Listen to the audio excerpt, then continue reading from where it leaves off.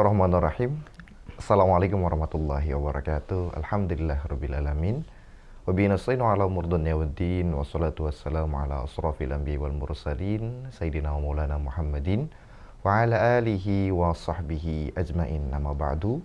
Allahumma salli wa sallim ala sayyidina Muhammad wa ala ali sayyidina Muhammad. Selamat menjalankan aktivitas untuk para pendengar radioku Kuningan beserta para pemirsa Nurul Hayah TV. Alhamdulillah pada kesempatan yang berbahagia ini senang rasanya kita berjumpa yakni dalam ngobrol perkara iman, ngopi berkah Ramadan penuh kenangan. Pada kesempatan yang berbahagia ini alhamdulillah kita sudah memasuki akhir daripada bulan Ramadan. Banyak sekali momen-momen indah di mana bangsa kita, masyarakat Indonesia juga ketika untuk di bulan Ramadan ini selalu ada budaya mudik. Dan juga nanti banyak lagi hal-hal yang lainnya yang nanti akan kita diskusikan. Dan alhamdulillah pada kesempatan yang berbahagia ini kita akan berdiskusi, ngobrol secara langsung bersama dengan pengasuh Pondok Pesantren Nurul Hayah, yaitu Kiai Haji Ja'far At-Tayyar yang alhamdulillah sudah berada di studio ataupun juga sudah berada di depan kami. Kita coba sapa terlebih dahulu. Assalamualaikum warahmatullahi wabarakatuh, Yai. Waalaikumsalam warahmatullahi wabarakatuh. Gimana kabar, sehat? Alhamdulillah sehat walafiat. Semoga diberi kemudahan oleh Allah Subhanahu wa taala. Amin amin. Di bulan Ramadan ini dipanjangkan umurnya oleh Allah Subhanahu wa taala. Baik, Yai, Masya Allah. Ini Pondok Pesantren Nurul Hayah sebagaimana diketahui usia baru 5 tahun dan perkembangannya begitu pesat. Yang dimiliki oleh Pondok Pesantren Nurul Hayah ini apa saja sih lembaga pendidikan-pendidikan yang bahkan ingin dihadirkan ke depannya? Assalamualaikum. Bismillahirrahmanirrahim. Alhamdulillah wassalatu wassalamu ala sayyidina Muhammadin wa alihi wa sahbihi ajmain. Amma ba'd, para pemirsa dimanapun Anda berada. Pondok Pesantren Nurul Hayah dibangun atas dasar yaitu untuk mencari ridha Allah Subhanahu wa taala, memberikan manfaat kepada umat Nabi Muhammad SAW. Hanya di bidang dunia pendidikan dan di bidang sosial. Nah ini, alhamdulillah kita sudah mendirikan lembaga, ada SMP, SMA, SMK dan tafakuh. Tahun ini kita membuka Tsanawiyah, Aliyah dan SD. Nah, ini lembaga dibangun demi untuk mencetak kader-kader sesuai dengan bidangnya masing-masing. Kalau di SMP, SMA ini orang-orang profesional ini, atau SMK juga ini. Maksudnya orang-orang profesional itu adalah orang-orang yang terjun di bidang sesuai dengan jurusannya. Ada seorang arsitek, ada seorang dokter, ada pengusaha dan lain sebagainya ini. Nah, mereka berjuang di bidang ini, tapi mereka punya bekal ilmu agama. Jadi tidak sekedar dia punya keahlian tertentu, tapi ada ilmu agama yang membimbing mereka. Bagaimana keahlian ini dijadikan jalan untuk bisa memberikan manfaat kepada umat Nabi Muhammad SAW. Sekaligus juga dijadikan lapangan pekerjaan untuk mereka supaya bisa menghidupi keluarganya. Tapi nilai-nilai dakwah, nilai-nilai kepesantrenan itu masih ada, yaitu nilai perjuangan tadi itu.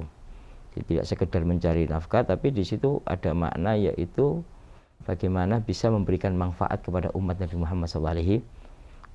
Dan saya inginkan adalah seorang dokter hafal 10 juz, bisa jadi imam, bisa jadi khotib, paham dasar-dasar ilmu agama. Nah ini kalau tingkat SMA, SMK itu. Nanti diteruskan ke dunia kampus. Nah, kalau untuk Tsanawiyah, Aliyah, Tafakuh, ini juga mencetak orang-orang profesional tapi di bidang agama. Seorang ustadz yang profesional, seorang ustadz yang paham tentang perkembangan zaman, yang memahami tentang teknologi, ya paham tentang sedikit tentang teknologi. Kalau masalah agama ya itu tidak dilakukan lagi karena jurusan mereka itu jurusan agama. Tapi modern itu mampu melihat zaman, mampu menganalisa zaman. Kita ini hidup di era mana? Nah itu. Jadi bisa fleksibel, bisa merakyat, bisa berkomunikasi dengan masyarakat luas. Nah, kemudian juga dibarengi dengan teknologi dia mampu meskipun tidak sepandai yang jurusan-jurusan yang tadi saya sebutkan tadi itu.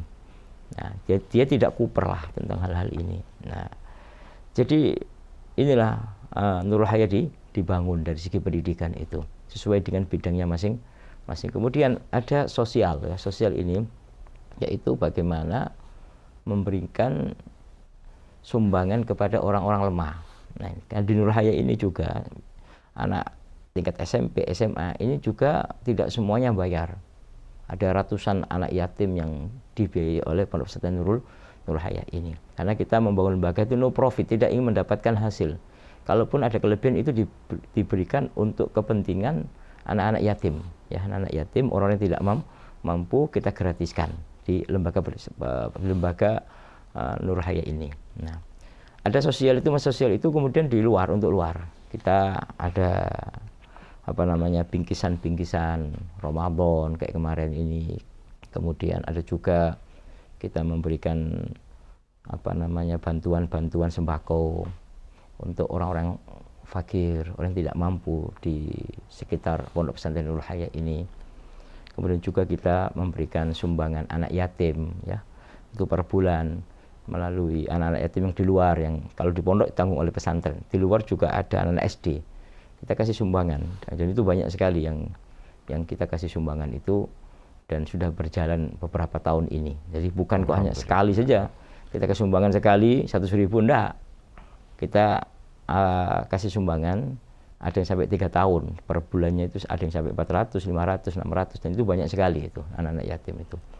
Kemudian juga ada juga Nurul Hayat ini bekerja sama dengan beberapa yayasan membangun masjid-masjid yang ada di wilayah Kuningan, Cirebon, Kendal, Brebes. Nah ini, dan kita sudah membangun lebih dari 40 sampai 50 masjid yang kita bangun ini. Nah, ini kerjasama dengan beberapa yayasan. Nah, tujuannya apa? Tujuannya kita mempermudah umat Islam untuk membangun masjid, ya. Jangan sampai umat Islam itu minta di jalan-jalan untuk bangun masjid. Maka kita berikan bantuan. Ya memang ada subsidinya, ya, tapi nggak terlalu banyak. Nah, kayak gitu kan. Jadi bagaimana umat Islam ini bisa ibadah dengan baik di masjid yang bagus gitu loh. Masjidnya bagus, masjidnya rapi, kita buatkan kamar mandinya. Tinggal penerima manfaat ini menjaganya. Nah, itu di sisi sosialnya untuk di luar itu. Dan kayak ada bantuan-bantuan yang lain juga banyak kita berikan kepada masyarakat sekitar itu. Iya, baik.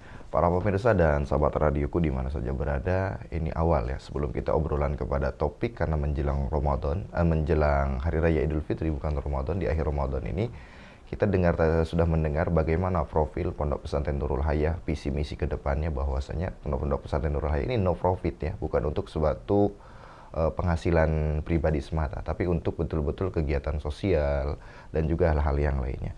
Baik, kita memasuki daripada poin pembahasan pada kesempatan yang berbahagia ini, kurang lebih menjalankan ibadah puasa di bulan Ramadan tahun 1446 Hijriah, tinggal 1 atau 2 hari lagi.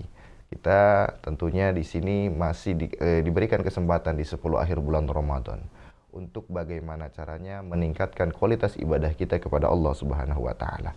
Yai, mohon maaf, yang menjadikan pertanyaan untuk di 10 hari akhir di bulan Ramadan, tentu ini menjadi pertanyaan, bagaimana kita seorang muslim dalam memanfaatkan momen-momen 10 hari akhir bulan Ramadan, seperti halnya kita sekarang ini 1 atau 2 hari lagi menjelang daripada Hari Raya Idul Fitri. Bagaimana kita memanfaatkan momen-momen seperti ini? Para pemirsa yang dimuliakan Allah Subhanahu wa taala. Orang itu bisa giat beribadah. Kuncinya pertama, dia meyakini bahwa itu satu kemuliaan. Bahwa di bulan Ramadan itu ada kemuliaan, di akhir Ramadan itu ada kemuliaan. Kalau dia sudah menganggap bahwa itu satu kemuliaan dan mengagungkannya, maka dia akan berusaha semaksimal mungkin untuk menghidupkan akhir Ramadan itu. Seperti orang yang pergi ke Mekah untuk ibadah umroh, tawaf di Ka'bah. Yang ada di hati mereka itu mengagungkan Allah, Ka'bah.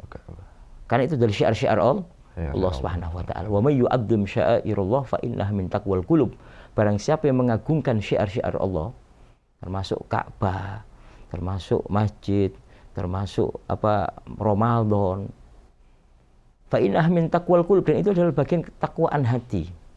Artinya orang datang ke Mekah untuk umroh itu pertama mengagungkan, ada kerinduan untuk bisa tawaf, untuk bisa melihat Ka'bah. Sama di akhir Ramadan ini, kalau di hati mereka itu ada kerinduan ingin mendapatkan malam Lailatul Qadar, bahwa itu adalah sesuatu yang hadiah yang mahal yang diberikan oleh Allah Subhanahu wa taala kepada kita, maka kita akan berusaha semaksimal mungkin, bersungguh-sungguh.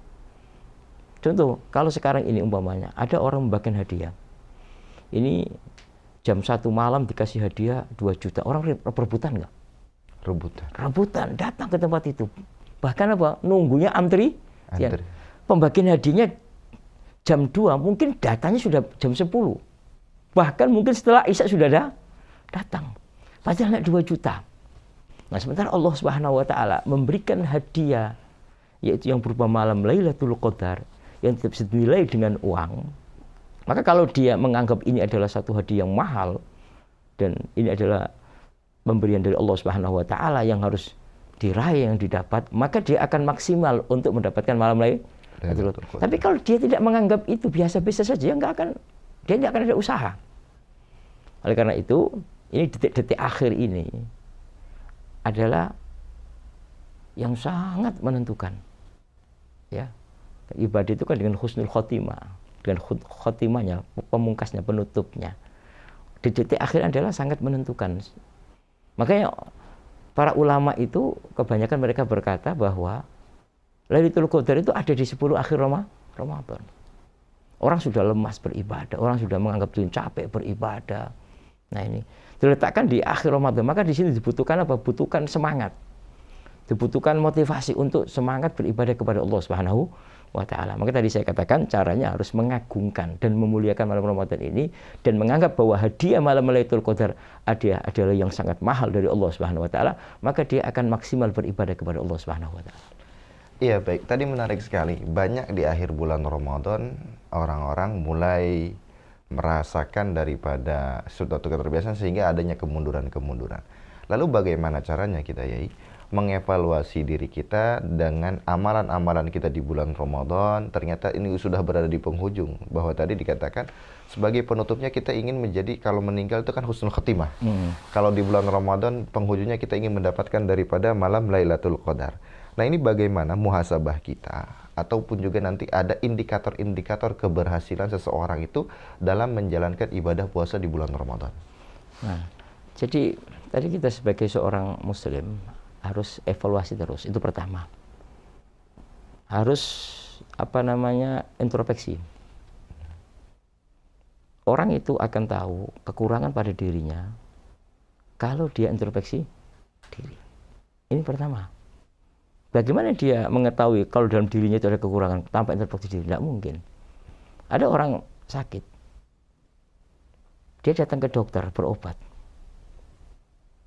Ditanya dokter, apa sakit kamu? Sakit kepala, padahal sakit perut. Bisa diobatin? Ya. Tidak. Artinya dia tahu dulu kelemahannya. Saya selama di bulan Ramadan ini, apa sih kelemahan saya ini? Apa kekurangan saya? Seperti orang tadi datang ke dokter, ditanya, kamu sakit apa? Sakit perut, dikasih obat perut. Tapi kalau dia bilang sakit kepala, ya nggak tepat sasaran mau sakit. Nah, maka dari sini disuruh jujur. Kita jujur pada diri kita sendiri. Muhasabah. Selama 1 bulan ini, apa sih yang kita lakukan itu? Apakah kita maksimal beribadah kepada Allah Subhanahu wa taala? Setelah kita mengetahui ternyata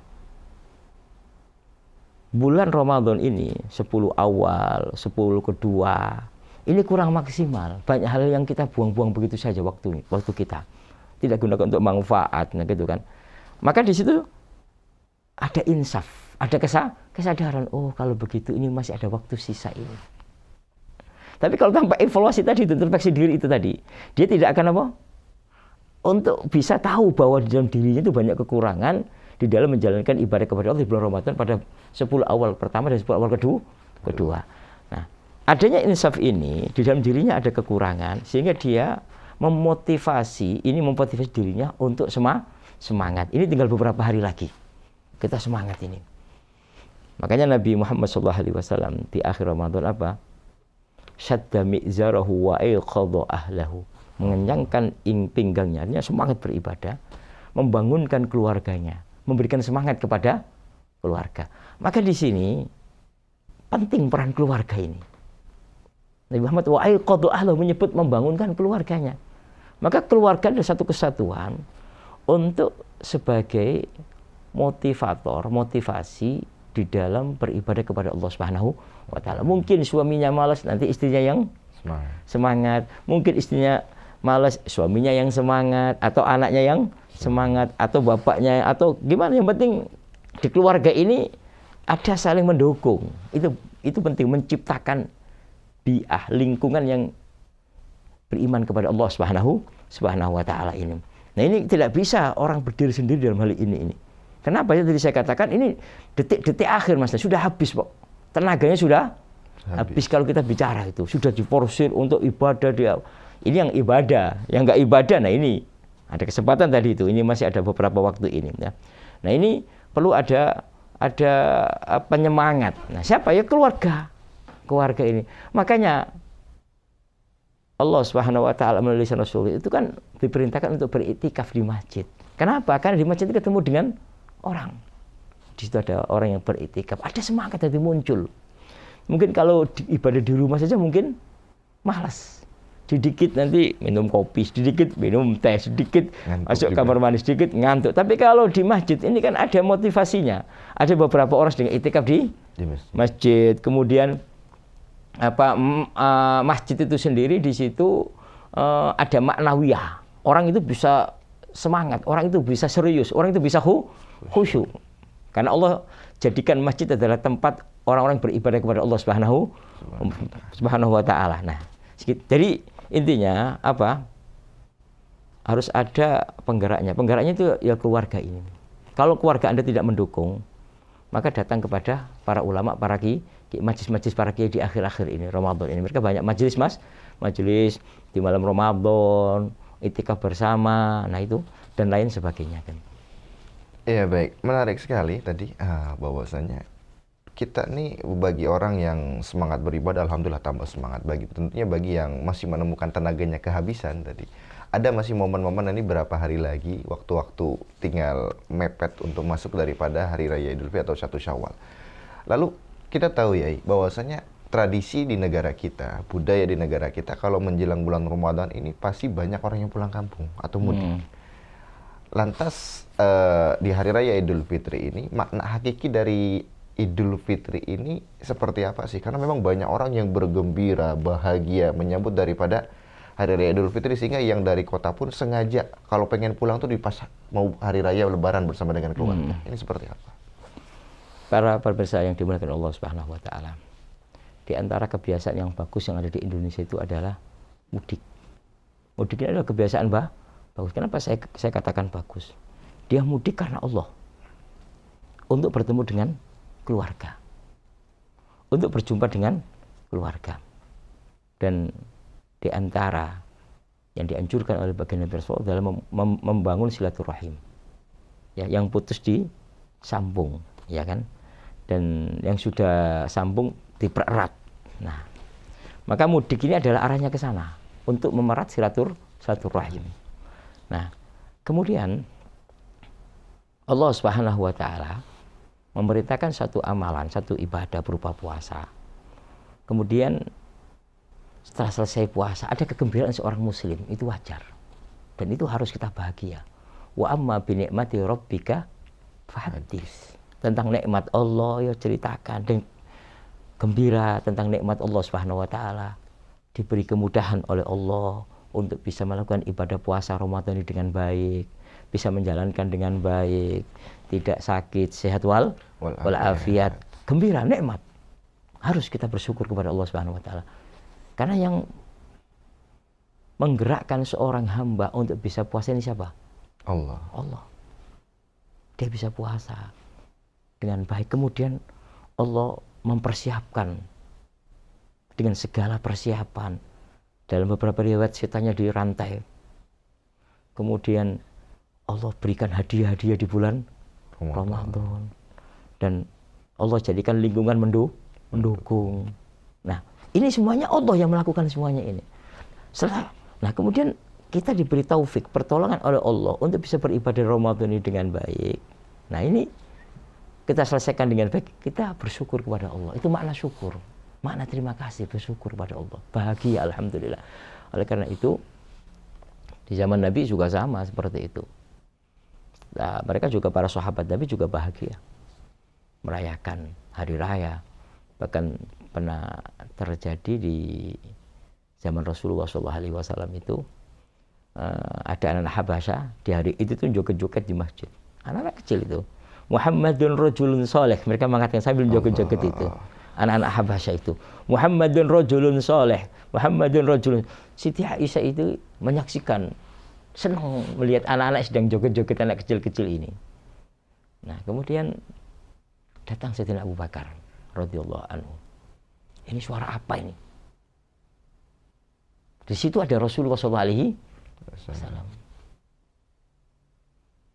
Yang sebelumnya itu Rasulullah datang itu ketakutan, anak kecil, berhenti, tidak usah takut, langsung suruh teruskan. Bahkan Rasulullah sampai melihat, menyaksikan sama Siti Aisyah. Kemudian datang Sayyidina Abu Bakar radhiyallahu anhu, ingin memberhentikan itu. Ini gimana, nggak punya adab, kok berani-berani bener joget sambil tertawa-tawa di depan Nabi Muhammad SAW. Mau diberhentikan sama Rasulullah. Ya Abu Bakar, ijlis, duduk kamu, biarin mereka. Inna hadza yaum idina. Ini adalah hari-hari Id kita, hari raya kita. Kita punya hari raya, biarin mereka bergembira. Datang lagi Sayyidina Umar, ini kok berani bener suara-suara ini, mau dipukulin sama Sayyidina Umar. Kata Nabi, ya Umar, duduk, dengarkan. Hanya dibiarkan sama Rasulullah, bahkan Rasulullah memerintahkan Sayyidina Abu Bakar, Sayyidina Umar untuk menyaksikan itu. Inna yaum idin, ini adalah hari-hari Id kita. Nah, artinya kita harus bisa meletakkan sesuatu pada tempatnya. Manusia itu punya hawa nafsu. Nah, hawa nafsu ini harus diarahkan pada sesuatu yang manfaat, yang baik. Dan sampai menuntut diletakkan pada sesuatu yang maksiat. Ada keinginan manusia itu. Sehingga orang itu butuh rohah, istirahat. Sehingga tidak boleh ibadah terus sampai bosan, akhirnya nggak mau meninggalkan ibadah. Ini kan juga masalah. Jadi ibadah 1 bulan nanti berhenti total, nggak mau ibadah sampai 1 tahun, 2 tahun. Nah, berarti ini bukan istiqamah di dalam beribadah. Maka butuh roha ini, nah itu namanya Id, hari raya. Tapi dalam kategori sesuatu yang diperbolehkan dalam agama. Jangan sampai melanggar syariat Allah Subhanahu wa ta'ala. Yang tadi anak-anak joget sambil mengucapkan rajulun Muhammadun rajulun soleh, itu sesuatu yang diperbolehkan. Senang anak-anak kecil. Nah ini. Nah, jadi apa kesimpulannya? Bahwa kita boleh berbahagia di bulan Id ini, ya. Tapi tidak boleh melanggar syariat Allah Subhanahu wa ta'ala. Sesuai dengan syariat tatanan agama yang diajarkan oleh baginda Nabi Muhammad SAW. Iya, baik, Masya Allah. Muhammadun rajulun soleh, ya. Masya Allah, sahabat semuanya. Ini suatu kisah yang menarik untuk kita. Bagaimana tidak? Karena memang anak-anak kecil juga ketika mau lebaran senangnya luar biasa, dari mulai mungkin dengan ada yang membeli pakaian baru ataupun juga dengan hal-hal yang lainnya. Namun menarik sekali gini ya. Seperti banyak orang juga mengatakan balik kembali ke fitrah. Untuk hari Idul Fitri adalah hari kemenangan dan kembali ke fitrah. Ini maksudnya bagaimana sih? Jadi kembali ke fitrah itu ada hadis yang diriwayatkan oleh hadis, kullu mauludin yuladu ala fitratin ila anna abawahu yuhawidanihi wa yumajjisanihi. Setiap anak itu dilahirkan dalam keadaan fitrah suci, tanpa noda dosa, kecuali ibunya yang menjadikan Yahudi atau Nasoro. Nah, apa hubungannya dengan hari raya Idul Fitri? Kenapa fitrah? Yaitu, jadi setelah dia beribadah kepada Allah 1 bulan penuh, menahan hawa nafsunya, baik syahwat makanan, syahwat hawa nafsu yang lainnya, dia tahan dia. Kemudian dia lakukan itu dengan baik, sehingga dia kayak seperti fitrah suci. Noda-noda dosanya dibersihkan oleh Allah Subhanahu wa ta'ala. Itu yang dimaksud itu. Nah, artinya dengan pembersihan ini, jadi kan kalau kamu tahu kalau ada baju itu kalau kotor dibersihkan pakai rinso kan, atau ya, sabun atau apa, sabun. rinso atau pakai sabun, pakai apa, dibersihkan kan. Ya. Nah itu kan kadang yang kalau bajunya putih itu kan direndam dulu. Rendam itu butuh proses nggak? Butuh. Ah, direndam. Saya direndam Digosok. Nah kita ini banyak noda-noda kesalahan, noda dosa, berlumuran dosa. Kemudian kita bersihkan di bulan Ramadan ini. Jadi kalau tadi pakai sabun. Nah kalau ini ya pakai puasa tadi. Dengan apa? Dengan menahan hawa nafsu. Nah ini dan segala-segala dilarang oleh Allah Subhanahu wa Ta'ala. Kita bersihkan hari pertama, hari kedua, hari ketiga, hari keempat sampai hari terakhir bulan Ramadan. Setelah itu pembersihan ini bagus. Alhamdulillah. Ada orang di saat menyuci baju, pembersihannya kurang bagus. Kurang teliti dia, yang penting gosok begitu saja. Benar nggak? Nah, iya. hasilnya bagus nggak? Ya nggak bagus, wong asal-asalan dia nyucinya.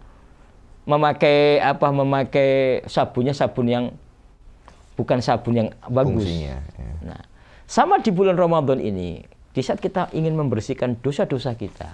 Nah, ini kan harus dengan apa? Dengan cara yang baik. Maka di situ dengan membaca Al-Qur'an, iktikaf, dengan memohon ampun kepada Allah dan sebagainya. Itu adalah pemberian dosa, bertobat kepada Allah Subhanahu wa Ta'ala. Dibersihkan dari hari pertama sampai hari terakhir dengan cara yang bagus, hasilnya bagus. Berarti noda-noda itu bintik-bintik hitam bersih nggak? Bersih. Seperti fitrah tanpa dosa. Itu yang dimaksud kullu mauludin yuladu ala fitrah. Setiap anak itu dilahirkan tanpa noda dosa. Nah, sama orang muslim itu bisa seperti dia lahir. Dengan cara apa membersihkannya? Dengan cara 1 bulan yang diberikan oleh Allah, yaitu bulan Ramadan. Iya, Masya Allah. Dan sebelum nanti kita berbicara untuk pemirsa dan sahabat radioku semuanya ya, karena nanti setelah keluar daripada bulan Ramadan masuk 1 Syawal akan ada kebiasaan-kebiasaan di mana berziarah kubur, ada juga nanti saling bersilaturahmi, halal bihalal. Namun sebelum itu, sebagaimana tadi dikatakan kullu mauludin yuladu 'alal fitrah, bahwasanya setiap anak yang lahir itu dalam keadaan fitrah, yang menjadikan bahwasanya anak tersebut Yahudi atau Nasara itu adalah orang tua atau ayah ibunya. Nah, ini menarik sekali nih. Sebagaimana kita tahu di bulan Ramadan itu kan diperintahkan kita untuk menjalankan ibadah puasa Ramadan. Dan selanjutnya adalah untuk mensucikan badan kita, yaitu dengan mengeluarkan zakat fitrah. Nah, ini waktu-waktu untuk pengeluaran zakat fitrah ini bagaimana? Jadi setiap sesuatu itu ada zakatnya. Badan itu ada zakatnya. Ada zakat mal, ada zakat harta benda.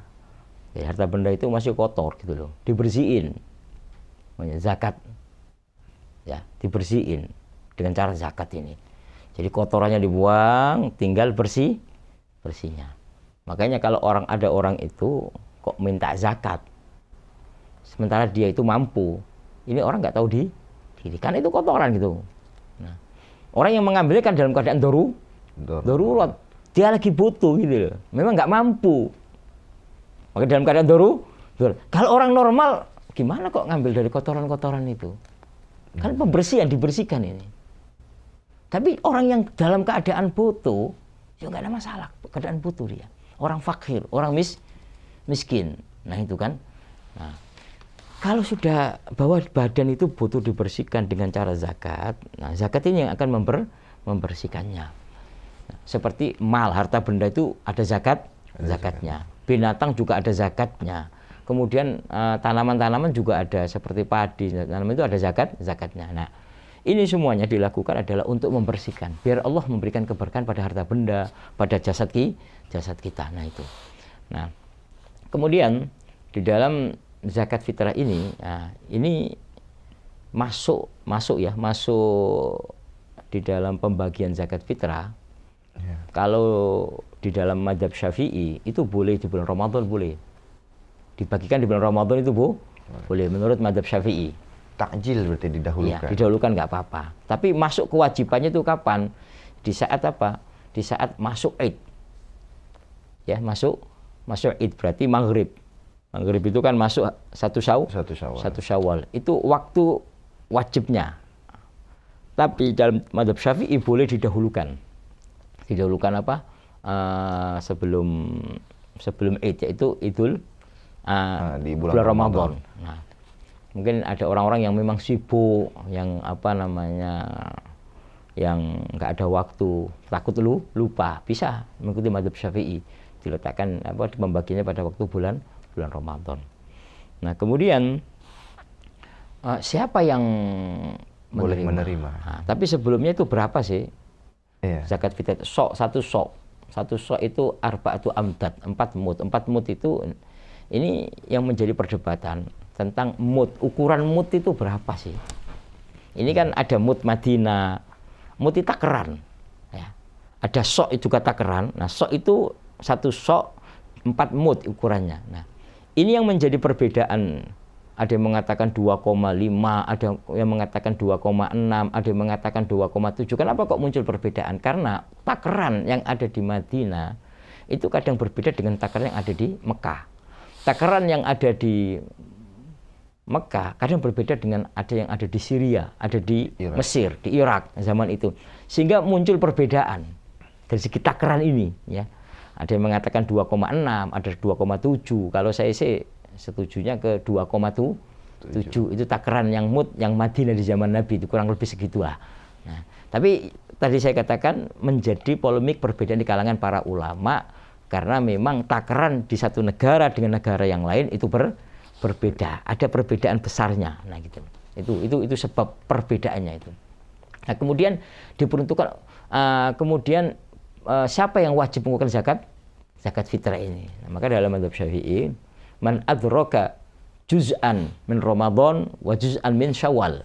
Orang yang mendapatkan bulan Ramadan dan mendapatkan bulan Syawal. Nah, kalau ada orang dilahirkan di bulan Syawal, berarti nggak wajib zakat. Nah, ini. Jadi kalau ada orang meninggal di bulan Ramadan, nggak wajib zakat. Nah, tapi kalau ada orang lahir sebelum hari raya, katakan asar lahir, maka dia wajib zakat. Kenapa? Karena dia menemui sebagian bulan Ramadan dan bulan Syawal. Ini adalah orang yang wajib mengeluarkan zakat fitrah. Tapi ada syarat lagi, yaitu dia punya lebih an quti yaumil id wa lailati. Lebih untuk kebutuhan dia pada hari Id dan malam Id. Yaumil id wa lailatul id wa yaumil id. Malam Id dan hari Id.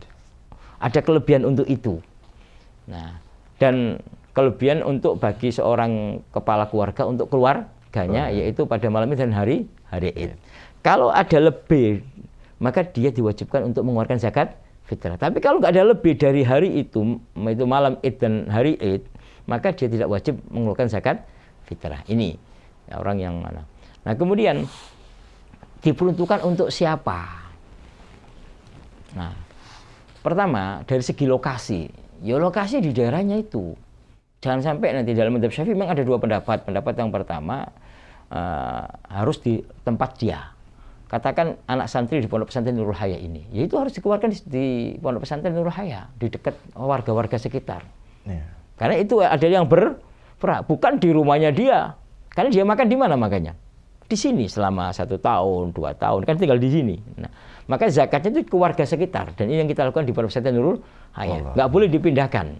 Itu pendapat yang pertama. Pendapat kedua boleh-boleh saja, tapi kan yang paling mengena yaitu pendapat yang pertama ini, diberikan kepada warga sekitar sini karena dia itu tinggal di situ.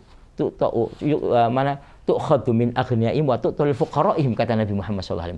Diambil orang yang kayanya, yang mampu, tapi terus diberikan kepada orang fakirnya. Di mana? Di tempat itu. Bukan di tempat yang lain. Karena tempat lain sudah punya orangnya masing-masing. Makanya kata Nabi tadi apa? Saya ulangi lagi, tu'khadhu min aghniyaihim wa tu'tul fuqara'ihim. Diambil dari orang kaya mereka di tempat itu, kemudian diberikan kepada orang yang fakir di tempat itu. Ini yang harus difahami tentang masalah zakat ini. Dan sampai nanti kita ini ego, nggak apa-apa, kan saya kan memang kerjanya di Tangerang, tapi zakat fitrah saya letakkan di mana, di rumah. Ya nggak bisa, di Tangerang itu tempat itu. Iya, baik, Yai. kadang juga kan ada orang yang nanti mengeluarkan zakat fitrah tuh gimana nanti sholat idnya mau di mana, dan baru di situ. Tapi orangnya kayak tadi masih di kota, sholat idnya mau di kampung halamannya, mau mudik. Tapi ternyata pengeluaran zakatnya tadi kan lebih awal, ternyata di awal ketika dia itu sedang bekerja. Lalu kadang-kala juga sering menjadi polemik, bahwasanya kan kalau kita dilihat madzhab Syafi'i min quwwatil bilad, dari makanan pokok. Tapi ada juga yang memang sebagian itu boleh nggak sih dengan uang gitu kan, dengan pentasarrufannya dengan daf'ul qimah, dengan harganya, dengan takarannya madzhab Syafi'i. Karena banyak terjadi polemik, akhirnya oh ini talfek nih karena penggabungan beberapa pendapat. Nah ini bagaimana nih? Jadi madzhabul arba'ah, pendapat madzhab 4, yaitu madzhab Hanafi, madzhab Maliki, madzhab Syafi'i, madzhab Hambali. Mereka itu sepakat boleh dengan apa? Dengan kut, dengan makanan pokok. Ya, boleh sepakat makanan pokok sesuai dengan makan pokoknya. Kalau kita kan makan nasi berarti beras. Orang Arab kan roti berarti kan gandum. Nah, bagaimana dengan diuangkan? Nah, ini madzhab Maliki, madzhab Syafi'i, madzhab Hambali mengatakan tidak boleh. Tidak boleh, kecuali dengan madzhab Hanafi boleh dengan uang. Nilainya berapa uangnya? Katakan 2,7 on, itu nilai berapa? Nanti dibagikan dengan uang. Dan ini kalau lihat kondisi sekarang, ini kadang yang lebih membutuhkan. Kalau dari segi analisa kebutuhan, pendapat madzhab Hanafi ini lebih cocok. Ya, analisa kebutuhan masyarakat. Kenapa? Orang butuh pada waktu malam Id ini, apakah hanya punya beras saja, butuh beras saja? Lauk pauknya butuh. Butuh ikan, butuh gula, butuh teh, kebutuhan. Karena Rasulullah itu dalam hadis dalam beberapa itu menjelaskan untuk kebutuhan malam Id dan hari Id. Nah, kalimat kebutuhan itu apa? Apa hanya beras? Nah, kalau gitu dijual aja, kan bisa nanti dibeli. Nah, itu kan 2 kali merepotkan ini. Maka dari sisi analisa mempermudah umat, jadi madzhab Hanafi lebih cocok untuk bisa dipraktekkan di zaman sekarang ini. Itu analisa dari segi fikih, ya. Tapi kita madzhab Syafi'i adalah harus kut, makanan pokok. Itu tadi adalah yang boleh dengan qimah, itu madzhab Abu Hanifah. Iya, baik. Berarti untuk di kalangan kita banyak juga nih, sebelum kita membahas tentang nanti silaturahmi setelah hari Lebaran, gitu kan. Jadi ketika seseorang itu mengeluarkan zakat fitrah, seumpamanya seukurannya dia dengan madzhab Syafi'i, tapi dia mengeluarkannya dengan diuangkan. Ini apakah boleh atau memang sebenarnya nggak boleh? Sama, madzhab Syafi'i juga segitunya. Madzhab Malik, Hanafi juga nggak jauh beda, sama. Jadi tinggal diuangkan, selesai, nggak ada masalah. Nggak ada masalah. Dan kami beberapa kali ya juga mengeluarkan dengan uang. Kami ini kadang-kadang mengeluarkan dengan uang karena itu lebih dibutuhkan oleh masyarakat itu. Iya, baik, Masya Allah. Tapi ada itu tadi yang belum saya jelaskan itu. Siapa orang yang menerima? Iya. Nah, maka di dalam madzhab Syafi'i al-asnafu tsamaniyah, golongan 8. Innama shadaqa'u lil fuqara'i wal masakin wal 'amilin sampai akhir ayat itu. 8 golongan ini. Itu madzhab Syafi'i itu. Nah, kemudian kalau madzhab Malik itu hanya 2 golongan, al-fuqara wal masakin saja, yang berhak untuk mendapat zakat fitrah. Beda dengan zakat mal. Zakat mal itu sepakat 8 golongan. Tapi kalau zakat fitrah ini madzhab Malik berbeda dengan kita. Madzhab Malik ini khusus untuk fuqara, fakir dan miskin. Kalau madzhab Syafi'i untuk asnafu sama ya. Nah, kalau kita kaji dari segi analisa dalil, madzhab Hanafi, madzhab Malik ini kadang lebih pas. Kenapa? Untuk mencukupi hari Id dan malam Id. Berarti kan orang fuqara. Fuqara dan miskin ini. Ya kan? Jadi untuk mencukupi malam ini maka dari sini ya, kita usahakanlah zakat fitrah ini kita berikan kepada al-fuqara wal masakin ini. Karena mereka lebih membutuhkan. Sesuai dengan hadis tadi itu, yaitu untuk memenuhi kebutuhan malam Id dan hari Id. Bagaimana mereka itu bahagia, bagaimana mereka itu senang, nggak lapar gitu loh. Masa orang setelah hari raya kan hari faroh bahagia, mereka kelaparan kan gitu kan. Nah, ini dari segi dalil ini lebih cocok kepada mazhab Maliki ini ya. Tapi tadi saya katakan dalam mazhab Syafi'i itu diperuntukkan untuk al-asnaf thamaniyah. 8 kelompok. Mazhab Malik hanya 2 kelompok saja, al-fakir dan miskin. Sebagian beberapa kiai memilih pendapatnya Malik, Imam Malik. Tapi apakah tidak sesuai dengan mazhab Syafi'i? Mazhab Syafi'i sesuai, di situ ada asnaf thamaniyah, 8 golongan. Di antaranya adalah fakir, miskin. Ini untuk zakat fitrah, beda dengan zakat mal. Kemudian tadi yang belum saya singgung, kapan yang paling utama mengeluarkannya itu? Yaitu sebelum berangkat sholat. Kewajibannya itu kan tadi pada waktu masuk maghrib itu wajib. Tapi untuk utamanya yaitu sebelum berangkat sholat. Itu lebih utama. Iya, baik, Masya Allah. Ini untuk pemirsa dan sahabat radioku di mana saja berada berkenaan tentang persoalan zakat. Alhamdulillah mudah-mudahan semuanya paham. Dan mudah-mudahan semuanya bisa mengeluarkannya ya, khususnya bagi yang menemukan tadi kewajibannya sebagian bulan Ramadan, menemukan bulan Ramadan dan sebagian bulan Syawal, dan selanjutnya adalah yang menemukan kelebihan makanan di malam hari raya Id dan juga hari Idnya. Lalu setelah Lebaran tadi dikatakan kan kembali lagi bahwasanya hari raya Idul Fitri adalah hari bahagia, sebagaimana tentunya hari Lebarannya orang-orang Islam. Nah, di saat hari berbahagia itu banyak juga keluarga itu saling bersilaturahmi. Bahkan kita sering dengar juga kadang-kala para kiai, para ustaz dan la yadkhulul jannah qati'ur rahim. Tidak akan masuk surga orang yang memutus hubungan silaturahmi. Nah, lalu jadi pertanyaan, mengapa silaturahmi itu sangat-sangat dianjurkan sekali? Terkhusus apalagi momen silaturahmi ini banyak terjadi itu ketika di hari Lebaran. Ya. Para pemirsa yang dimuliakan Allah Subhanahu wa taala. Maka tadi saya katakan bahwa kebudayaan atau budaya yang ada di Indonesia ini, yaitu budaya mudik ini sangat bagus. Sangat bagus. Kenapa? Karena waktu yang tepat untuk membangun silaturahim. Orang kalau lagi marah, bisa membangun silaturahim? Nggak bisa. Kalau hatinya bahagia, dengan mudah dia memberikan maaf dan meminta maaf. Ada orang minta maaf, dengan mudah kita memberikan. Kan kita lagi bahagia. Kemudian hawa nafsunya sudah berkurang. Kenapa? Karena sudah dibersihkan tadi tuh. Sehingga dengan mudah orang itu memberikan maaf, mudah untuk meminta maaf. Jadi kemarahannya itu sudah berkurang itu. Maka ini adalah waktu yang tepat. Waktu yang tepat untuk bersilaturahim, untuk meminta maaf dan saling memaafkan. Kenapa? Karena kita ini tidak akan bisa masuk surga Allah Subhanahu wa taala kalau kita mengandalkan hubungan kita dengan Allah, nggak bisa. Kalau hubungan kita dengan manusia jelek, nggak akan bisa kita masuk surga Allah Subhanahu wa taala. Ada seorang hamba ahli ibadah. Seorang wanita ahli ibadah dalam riwayat Muslim itu. Ahli ibadah, ahli puasa, ahli sedekah. Tidak ada waktu kecuali dia berbuat kebaikan. Akan tetapi di saat menghadap Allah, orang ini malah tidak dimasukkan oleh Allah ke dalam surga Allah, tapi melainkan dimasukkan oleh Allah ke dalam neraka Allah Subhanahu wa taala. Maka sang hamba ini berkata, "Ya Allah, Engkau tahu tentang saya. Aku di dunia ahli ibadah, ahli sholat, ahli puasa, ahli sedekah. Tapi kenapa kau masukkan kami ke dalam neraka-Mu, ya Allah?" Maka sang Allah menjawab, "Benar kamu ahli ibadah. Saya tahu itu.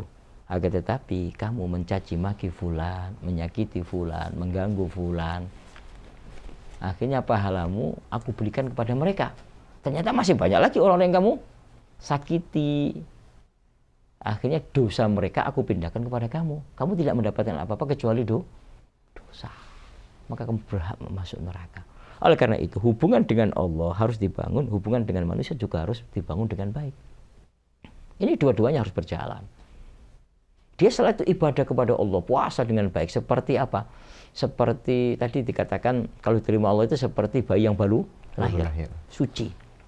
Tapi kesucian ini masih berkaitan dengan Allah. Nah, hubungan dengan manusia?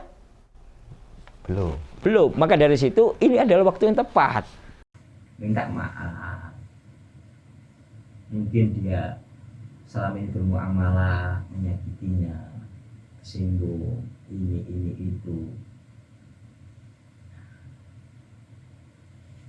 Oleh karena itu, ya, oleh karena itu kelembutan hati itu penting. Untuk syarat untuk bisa masuk surga Allah itu ya ada kelembutan hati. Maka dalam beberapa hadis diriwayatkan, siapa sih ahli surga itu?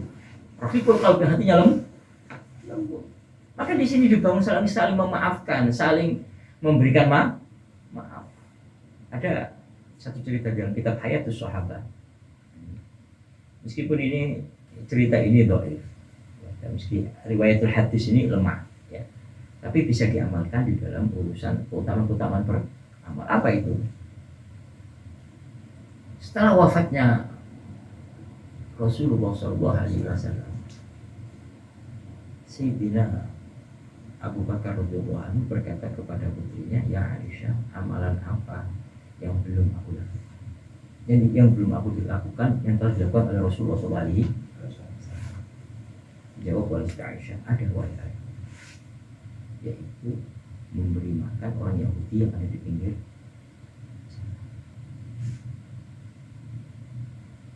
Itu amal Rasulullah. Setiap hari Rasulullah ngasih makan dicaci maki. Rasulullah ngasih makan dicaci maki. Rasulullah ngasih makan dicaci maki. Dihina, Muhammad terhadap Muhammad pembohong, Muhammad penjilat, Muhammad ini dicaci maki orang Yahudi yang tua. Jadi ngetes kelembutan hati. Maka Sayyidina Abu Bakar membawa sepotong roti.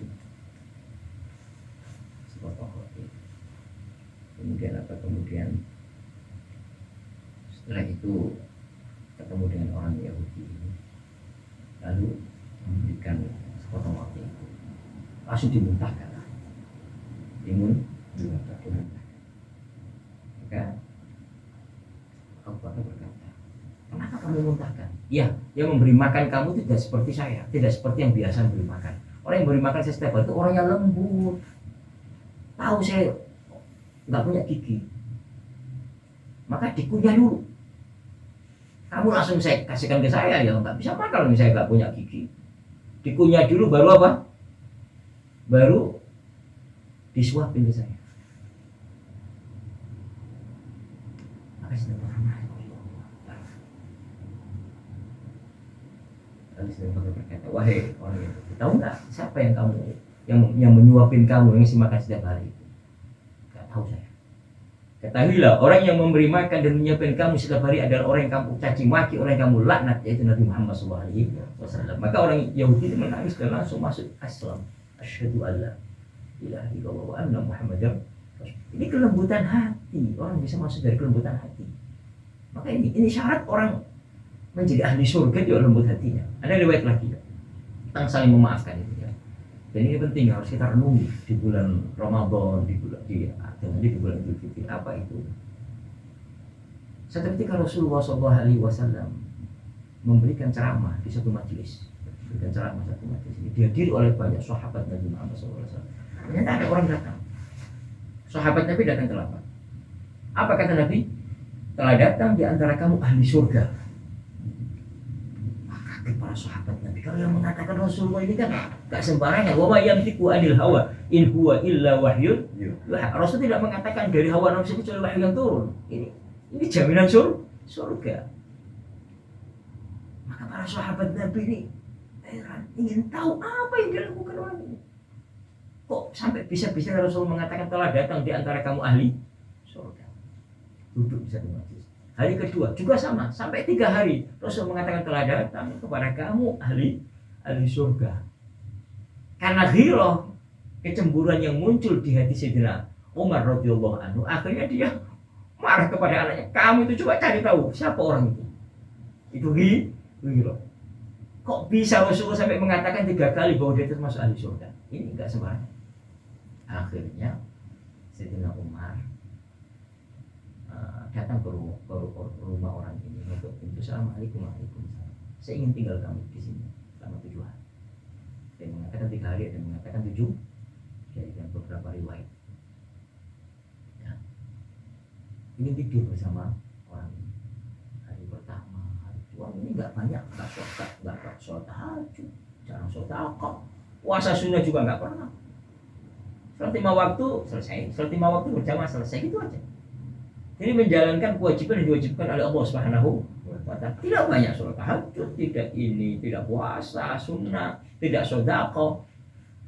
Akhirnya sampai setelah 3 hari dan riwayat 7 hari itu selesai, Sayyidina Abdullah bin Umar, putra Sayyidina Umar itu bertanya, wahai sahabat Rasulullah, ketahuilah, aku tinggal di sini. Ini perkataan beliau. Bukan karena aku diusir oleh keluargaku, tapi karena saya ingin tahu kenapa sampai Rasulullah mengatakan kepadamu ahli surga itu sampai 3 kali. Apa amalan yang kamu lakukan? Apa yang kamu lakukan? Kok kamu mendapatkan kemuliaan itu? Padahal aku lihat malam hari kamu gak pernah tahajud, tidur terus, kecuali sholat subuh selesai. Kemudian sodako juga jarang pernah sodako kamu. Puasa juga nggak pernah puasa sunnah.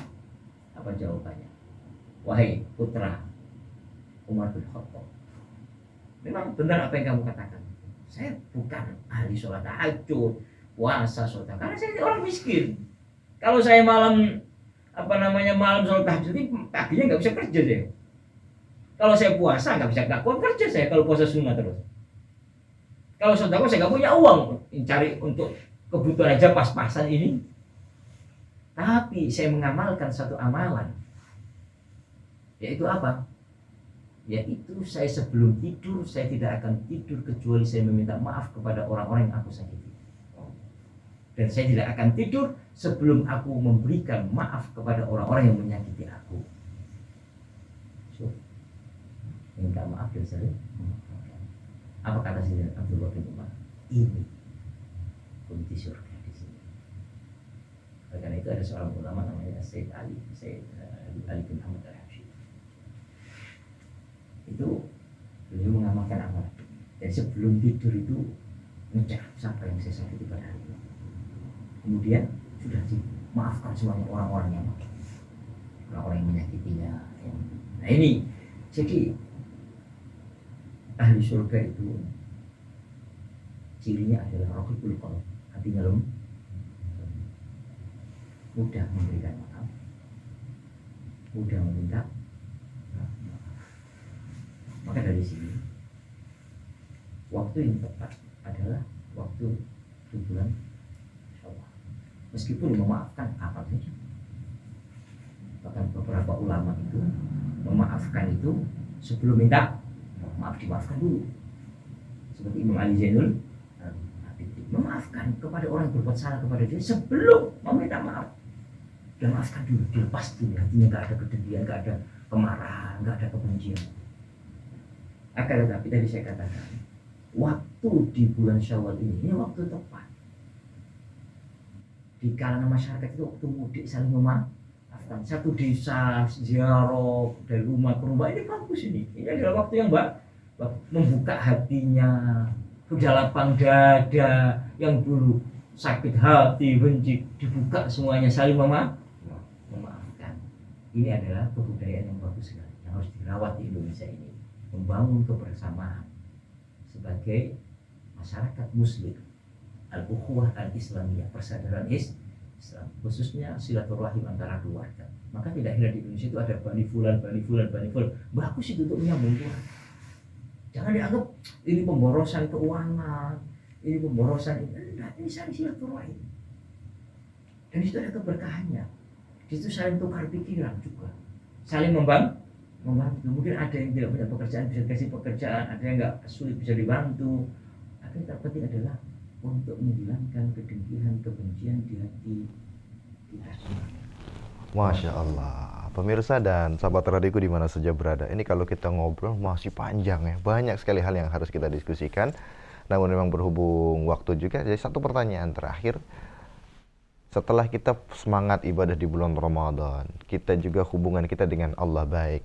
Di bulan Syawal kita bagaimana hubungan kita baik dengan sesama manusia, saling memaafkan ya. Dan selanjutnya adalah bagaimana caranya, Yai, motivasi kita nih, ibadah kita setelah keluar dari bulan Ramadan semangatnya sama seperti bulan Ramadan. Ini kadang-kala tadi bulan Ramadan semangat, bulan Syawal ya udahlah biasa aja lagi, kembali seperti halnya biasa-biasa sebelumnya. Jadi para pemirsa yang dimuliakan Allah SWT, di antara cara untuk mengetahui apakah ibadah puasa kita diterima oleh Allah SWT yaitu setelah Ramadan. Kalau setelah Ramadan ibadah kita itu tambah daripada sebelumnya tahun kemarin, itu tanda bahwa ibadah kita diterima oleh Allah. Ada keberkahan. Ada orang sebelum haji dan setelah haji, tanda daripada haji diterima setelah haji itu ada perubahan untuk menjadi lebih baik. Maka setelah Ramadan masuk ke ibadah setelahnya itu lebih baik. Ada perubahan dari segi ibadahnya atau perubahan dari segi moralnya yang asalnya menggunjing tidak menggunjing. Nah, ini. Yang asalnya jarang sholat menjadi sholat, yang asalnya marah-marah menjadi berubah, yang asal tidak sayang sama istrinya menjadi sayang sama istrinya. Ada perubahan baik. Berarti ada tanda ibadah puasa diterima oleh Allah Subhanahu. Maka seorang muslim di sini muraqabah ini harus laku. Jadi para ulama terdahulu itu berdoa kepada Allah selama 6 bulan agar disampaikan oleh Allah masuk bulan Ramadan. setelah Ramadan berdoa kepada Allah agar puasa Ramadan diterima oleh Allah selama 6 bulan doa ini. Allah. Nah, ini yang harus kita pahami di sini. Jadi setiap hari kita berdoa kepada Allah setelah Ramadan ini, ya Allah terimalah bulan Ramadan kami, ya Allah terimalah amal ibadah bulan Ramadan kami, ya Allah. Itu yang harus kita lakukan. Karena tadi saya katakan ciri daripada ibadah yang diterima oleh Allah ada kebaikan setelah itu, ada perubahan baik. Nah ini, maka kita harus bisa menjaga kebiasaan-kebiasaan baik. Etika itu kita lakukan kadang-kadang lah, meskipun 1 minggu sekali atau 2 minggu sekali. Kita harus menjaga sholat 5 waktunya dengan berjamaah di masjid. Kita menjaga baca Al-Qur'annya meskipun tidak sebanyak di bulan Ramadan. 1 ayat, 2 ayat, 5 ayat, 3 ayat. Kita menjaga bangun malam. Kan bulan Ramadan kan sahur, bangun malam, bisa sholat tahajud. Jadi kita laksanakan meskipun tidak bisa setiap hari, bisa 1 hari sekali, 3 hari sekali, dan seterusnya. Nah itu supaya apa? Ada hubungan antara Ramadan dan setelah Ramadan. Sehingga masuk Ramadan berikutnya itu terus kontinu. Maka ibadah yang paling bagus adalah istiqomah. Meskipun itu sedih. Jadi itu prosesnya harus bagus, ya, harus kontinu, harus istiqomah, harus dengan kesungguhan, harus keinginan yang kuat, dan yang terakhir dia minta pertolongan kepada Allah. Itu kunci terakhir. La haula wala quwwata illa billah. Makanya di dalam adzan hayya 'alas shalah, apa bacaan kita? Haula wala quwwata illa billah. Artinya saya tidak bisa melangkahkan kaki saya menuju masjid kecuali dengan apa? Kekuatan Allah Subhanahu. Taufik Allah. Makanya diingatkan oleh apa? Ma'adzin hayya 'alas shalah, kita baca apa? La haula wala quwwata illa billah. Saya tidak ada kemampuan untuk melangkahkan kaki saya menuju satu masjid besar. Tanpa Allah Subhanahu. Namun harus dengan taufik Allah. Ini yang pertama kali harus kita minta. Kita tidak akan bisa berbuat kebaikan tanpa pertolongan Allah. Maka harus tetap kita menjaga hubungan Allah dan selalu meminta kepada Allah yang terbaik. Taufik untuk bisa menjalankan ibadah dengan baik. Kadang-kadang orang itu mengandalkan diri, saya mampu, saya bisa, saya lupa diri dia. Kuncinya di sini. Minta pertolongan kepada Allah. Selalu ya Allah, mudahkan saya untuk bisa baca Al-Quran, mudahkan saya untuk bisa mengenal, mudahkan saya untuk bisa ini, Allah mudahkan saya. Minta taufik kepada Allah Subhanahu wa ta'ala. Makanya kan di dalam qunut subuh kita selalu berdoa Allahumma hdina fiman hadait wa afina fiman afait. Terus Allahumma hdina, Allah beri petunjuk kepada kami ya Allah. Itu setiap pagi kita baca. Doa yang dibaca oleh Nabi Muhammad SAW, innahu yaqnutu fi sholati subhi hatta faraqat dunya. Sungguh Rasulullah SAW melakukan qunut subuh sampai beliau wafat. Allahumma hdina fiman hadait. Nah, Allah beri kepada Rasulullah. Terus kita dari Rasul. Allah. Tidak ada apa-apanya. Sampai Qur'an mengatakan wa kulluhu min Rasulillahi multamisin qurban minal bahri aw rashfa minal qiyami. Semua itu mengambil dari Rasulullah. Seperti apa? Seperti apa namanya? Air hujan. Air hujan ini atau kita nyidup dari lautan. Lautan itu adalah Rasul yang hidup. Nah kita ini nggak ada apa-apanya. Rasul itu umpamanya seperti lautan sama sahibul burda. Kita hidup. Nah Rasulullah saja apa? Setiap subuh berdoa, qunut Allahumma hdina. Artinya apa? Kita tidak bisa memperbaiki semua. Ini yang harus kita hadirkan, yang harus kita minta kepada setiap sholat, setiap detik, setiap waktu sambung kepada Allah, minta petunjuk kepada Allah, minta taufik kepada Allah Subhanahu wa Ta'ala dibanding dengan usaha yang saya sampaikan tadi. Ya baik, Masya Allah. Pemirsa dan sahabat radioku di mana saja berada, berakhirlah obrolan kita pada kesempatan yang berbahagia ini. Banyak sekali hal yang bisa kita dapatkan, dari mulai bagaimana caranya momen-momen akhir di bulan Ramadan harus dimaksimalkan, bagaimana caranya kita untuk betul-betul membuka hati kita, membersihkan hati kita, sehingga kita dijadikan oleh Allah Subhanahu wa Ta'ala sebagai ahli surga. Tak lupa pula juga jangan lupa untuk mengeluarkan kewajiban kita di bulan Ramadan, seperti halnya zakat fitrah untuk membersihkan badaniyah kita. Dan tadi yang terakhir adalah bagaimana hubungan kita dengan sesama manusia itu baik, dan semangat kita dalam menjalankan ibadah setelah bulan Ramadan. Baik, Yai, sebagai khotimah, sebagai penutupan, mungkin berbarakah dengan doa.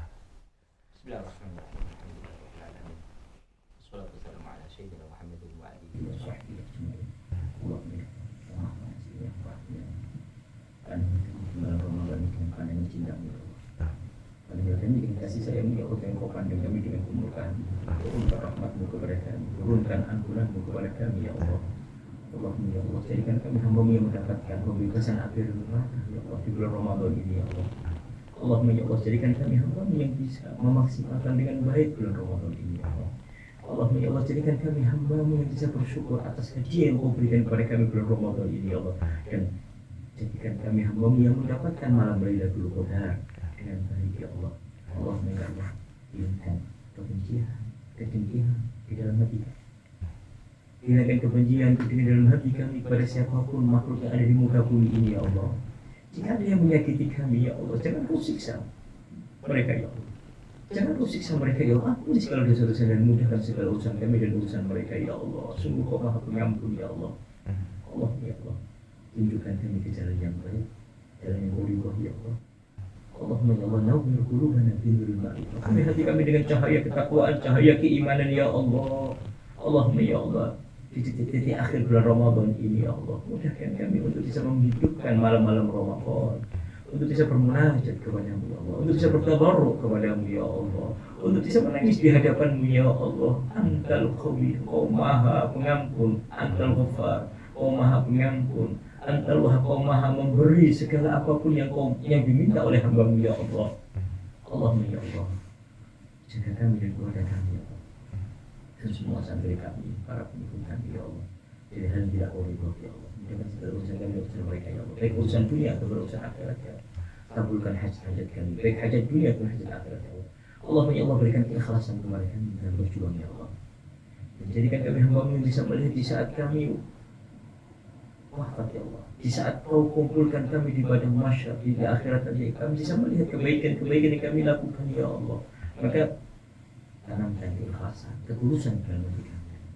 Allah tarik dalam majlis kuliah dan majlis ini, panjangkan umur kami fi ta'atika ya Allah, panjangkan umur kami fi ta'atika ya Allah. Allahumma ya Allah, ampuni segala dosa kami dan kedua orang tua kami ya Allah. Doa kami ya Allah, jika mereka masih hidup, panjangkan umurnya ya Allah. Mudahkan segala urusannya baik dunia maupun akhirat. Jika mereka telah wafat ya Allah, ampuni segala dosa-dosanya ya Allah.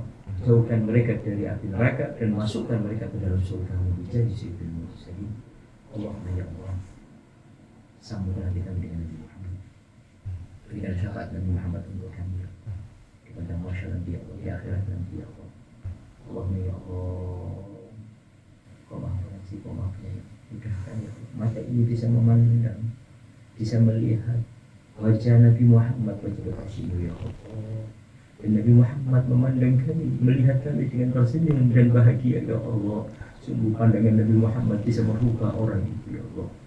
Yang atasnya jelek menjadi baik, karena ada cahaya keimanan yang ada di Nabi Muhammad SAW. Allahumma ya Allah, maka berikan petunjuk kepada kami, dekatkan kami dengan orang-orang baik, jauhkan kami dari ahli neraka, ya Allah. Allahumma ya Allah, Allahumma ya Allah. Jika kamu mengutus malaikat untuk mencabut nyawa kami, jangan kau cabut kecuali kami mudah mengucapkan kalimat la ilaha illallah Muhammadur Rasulullah, la ilaha illallah Muhammadur Rasulullah, la ilaha illallah Muhammadur Rasulullah. Rabbana atina fid dunya hasanatan wa fil akhirati hasanatan wa qina adzabannar. Subhana rabbika rabbil izzati amma yasifun wa salamun alal mursalin walhamdulillahi rabbil alamin. Bismillahirrahmanirrahim. Amin.